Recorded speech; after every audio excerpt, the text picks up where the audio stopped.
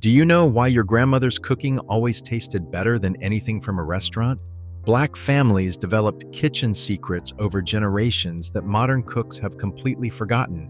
These were not just recipes, they were survival strategies born from necessity and perfected through love. From stretching a single chicken into a week of meals to transforming scraps into liquid gold, these 25 hacks changed everything. Today, we are bringing them back. Let's start with the foundation of Black Southern cooking, saving meat drippings. Every grandmother kept a container near the stove, collecting rendered fat from bacon, ham, and other smoked meats. This was not just frugality, it was flavor engineering. Bacon grease held a smoky essence, salt, and depth that no store-bought oil could match. Frying eggs in just a tablespoon transformed breakfast. Greens simmered with a spoonful developed that authentic soul food taste. Even cornbread got a magical boost when the cast iron was greased with those drippings before the batter went in. Store it in a covered jar at room temperature for short-term use, or refrigerate it for months. Your food will taste like home. Making homemade buttermilk was another essential skill. When a recipe called for buttermilk and the store was miles away, Black cooks knew the simple trick. Take 1 tablespoon of white vinegar or lemon juice and add it to 1 cup of regular milk. Stir it once, let it sit for 5 to 10 minutes, and watch the transformation happen. The acid causes the milk to curdle slightly, creating that tangy thickness buttermilk is known for. This substitute works beautifully in pancakes, makes biscuits rise higher, and helps fried chicken come out juicier than you ever imagined. At about 15 cents compared to $4 for store-bought, this hack saved serious money while delivering identical results. Then there is pati liquor, the cooking liquid left after simmering greens. In Black kitchens, this was never poured down the drain. That broth contained vitamins, minerals, and intense flavor extracted from collards, turnip greens, or mustard greens during their long simmer with smoked meat. Smart cooks saved every drop. Some drank it straight with a little hot sauce. Others used it to cook rice, giving plain grains incredible depth. Many added it to the next pot of beans or used it as a soup base. Think about it. You have already done the work of extracting all that goodness. Why throw away liquid gold? Ham hocks performed magic, stretching flavor across multiple meals. A single smoked ham hock could flavor a massive pot of greens, and then the meat would be shredded and added back to the dish. The bone was not finished. It went into the next pot of beans or peas, giving them that smoky backbone without buying additional meat. Some families got 3 or 4 different pots of food from one ham hock. The collagen from the bones created a silky texture in broths, and the rendered fat added richness. At just a few dollars per hock, this was economic genius wrapped in deliciousness. Seasoning without recipes was perhaps the most valuable skill passed down through Black family kitchens. Grandmothers did not measure with spoons. They measured with their palms, their eyes, their taste. A palm full of this, a pinch of that. Taste and adjust. The technique required practice, attention, and trust in your senses. Children learned by watching, then doing under supervision. The goal was not following instructions, it was developing intuition. Once you understood how flavors balanced, how salt brightened, how acid cut richness, you could cook anything without a recipe. Freezing leftover biscuits might sound simple, but there was a technique to it. The secret was letting them cool completely before wrapping each one individually in wax paper or foil. Warm biscuits create condensation that turns into ice crystals, making them soggy when reheated. Properly cooled and wrapped biscuits lasted 2 to 3 months in the freezer while tasting remarkably fresh. Pop one in the microwave for 20 seconds, or wrap it in foil and bake it at 350 degrees Fahrenheit for 10 minutes. That way you have homemade biscuits available anytime without an hour of prep work. Making chicken stock from bones was a cornerstone of waste-nothing cooking. After the family enjoyed roasted or fried chicken, those bones became the foundation for nourishing broth. Everything went into the pot: the carcass, wingtips, neck, and any bones people had eaten from, since everything would boil for hours anyway. Add onion, celery, carrots, and whatever herbs were available. Cover with cold water, bring to a simmer, and let it cook for at least 4 hours. What emerges is rich, golden liquid that far surpasses anything from a can. The slow simmering extracts collagen, creating stock that turns gelatinous when chilled, which is a sign of proper technique. One chicken easily yields a gallon of stock, essentially free soup base from what most people throw away. Saving vegetable scraps extended this philosophy further. Onion skins, celery leaves, carrot tops, and herb stems were collected in a container in the freezer. Once full, that collection went into the stock pot. Nothing edible got wasted. This approach meant every vegetable served double duty, first as the main ingredient in a dish, then as a flavor contributor to future broths and soups. Cast iron skillet cornbread required specific technique to achieve that legendary crispy crust. Here's the secret: the skillet had to be smoking hot before the batter went in. Place the cast iron in the oven while preheating to 425 degrees Fahrenheit. Add bacon grease or butter and let it get screaming hot. Then pour in the batter. That immediate contact with the hot fat creates the golden, crunchy exterior that makes cornbread sing. The cast iron's heat retention meant even cooking throughout.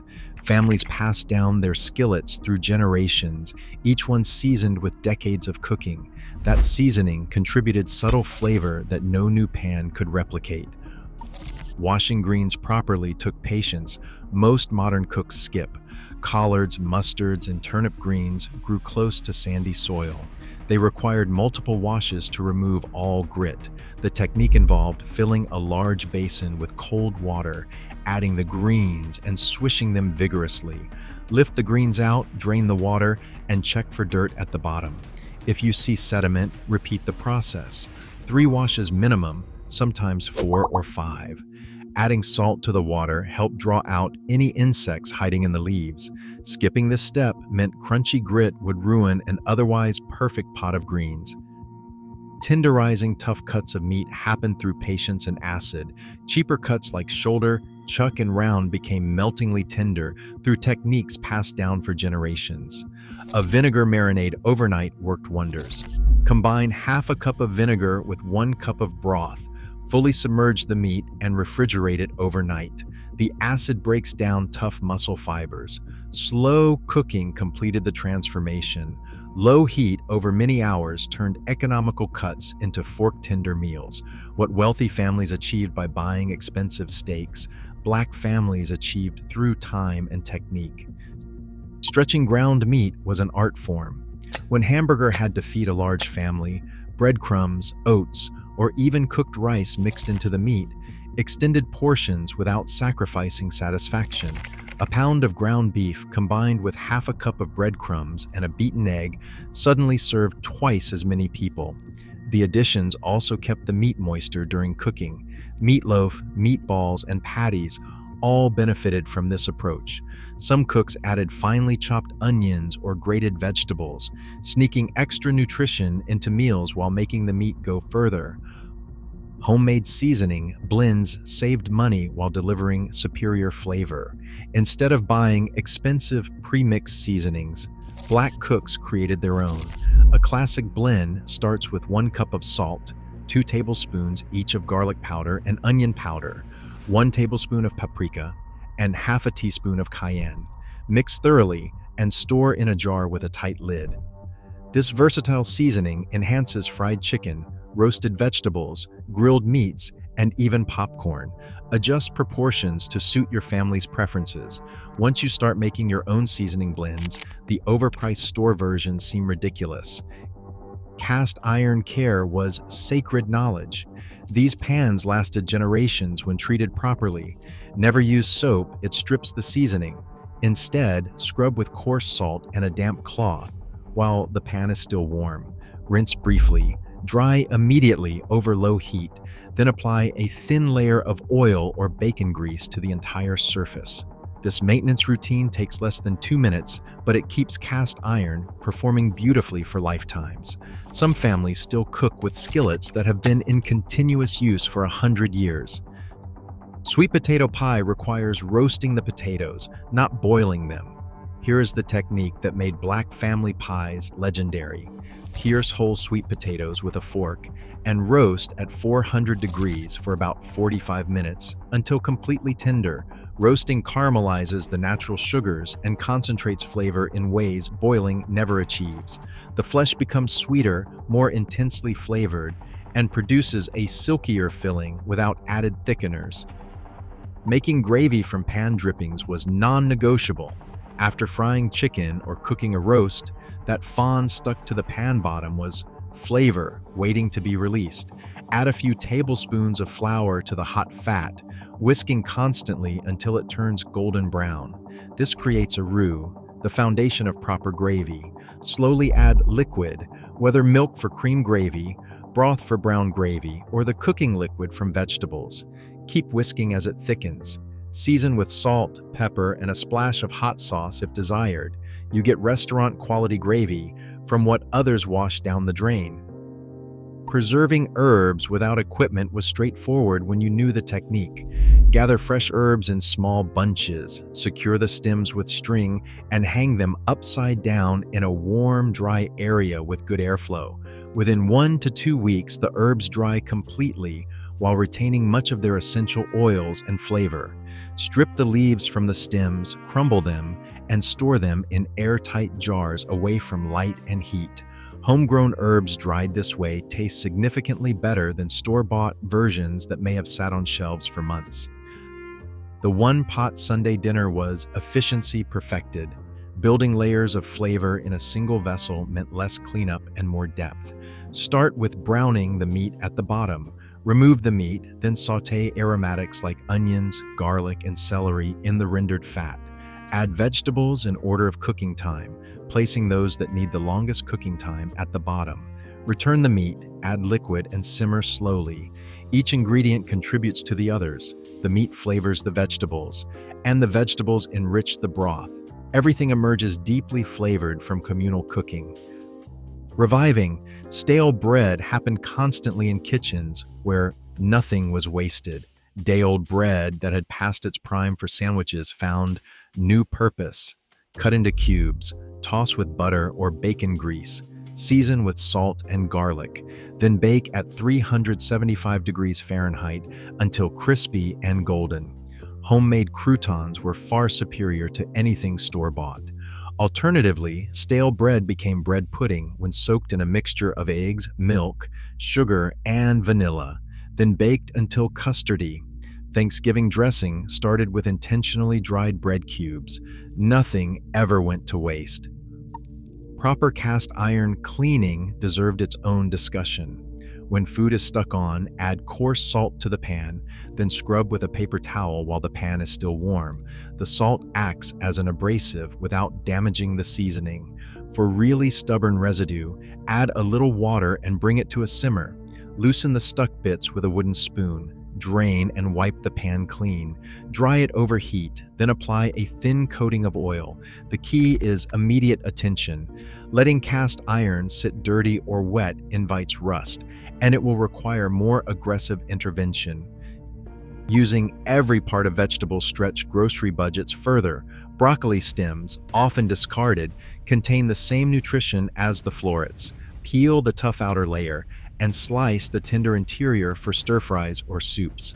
Beet greens were more nutritious than the beets themselves, so sauté them like any other cooking green. Celery leaves add intense flavor to stocks and stuffings. Carrot tops make pesto or chimichurri.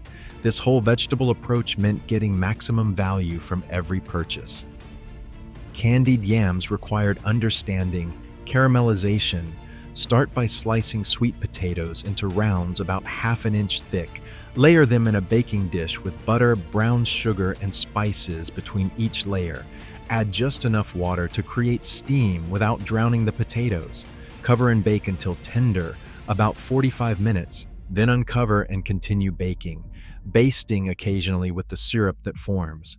The liquid reduces into a sticky, caramelized glaze, while the potato edges develop golden brown edges. That sticky sweetness came from patience, not from adding extra sugar. Coffee can storage was practical repurposing before recycling existed. Those metal cans with tight-fitting lids held flour, sugar, rice, beans, and other dry goods perfectly. They protected against moisture and pests while costing nothing. Families decorated them, labeled them, and lined pantry shelves with them. The practice continued until plastic containers became cheap and ubiquitous. Some elders still prefer their coffee cans, claiming nothing works better for keeping cornmeal or grits fresh. Passing these techniques down happened through presence, not instruction manuals. Children learned by standing next to grandmothers, watching hands that measured by feel and eyes that judged doneness by color. They learned by helping, first with simple tasks like washing greens, then gradually taking on more responsibility. The kitchen became a classroom where food was the curriculum and love was the teaching method. Recipes weren't written because they were embodied in the people who made them. These 25 hacks represent more than clever cooking tricks. They embody generations of wisdom developed under circumstances that demanded creativity and refused to accept waste. Black families took ingredients others discarded and transformed them into legendary dishes. They stretched limited resources into abundant tables. They passed knowledge through demonstration and repetition until it became instinct. Today, as food costs rise and sustainability becomes urgent, this ancestral wisdom proves more valuable than ever. Try these techniques, teach them to the next generation. Honor the brilliant cooks who developed them, because the best kitchen hacks aren't found in apps or gadgets. They're inherited from those who loved us enough to share their secrets.